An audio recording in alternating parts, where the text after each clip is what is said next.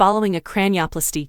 Hough's wife Hayley Erbert is reportedly on the path to a full recovery. After having a cranioplasty, Hayley Erbert, the spouse of Hough, is on the path to a full recovery. In a Thursday Instagram update, Hough, the Dancing with the Stars judge, stated that Erbert's treatment has been successfully completed as planned. This surgery represents a major turning point in my wife's healing process, and your assistance has been invaluable in getting us to this point, Hough said in the caption of the photo, which featured an illustration of him bowing down beside Erbert in her hospital bed. We have a lot of optimism and hope for the future, knowing she is surrounded by such a loving environment, and that she is on the path to a full recovery. A cranioplasty is defined as the surgical intervention to repair cranial defects in both cosmetic and functional ways by the National Library of Medicine. It is carried after mostly following traumatic injuries. Ever since Erbert had an emergency craniectomy earlier this month, Hough has been updating his fans. Hough reported on December 7 that following their Symphony of Dance tour performance in Washington, D.C., his wife was admitted to the hospital. He said that Erbert became disoriented and then was diagnosed with a cranial hematoma from a burst blood vessel and required an emergency craniectomy. An emergency craniectomy is a kind of brain surgery used to relieve pressure on the brain that is usually performed in an emergency. According to Stat Pearls, an online resource maintained by the National Library of Medicine, a surgeon removes a portion of the skull during the treatment,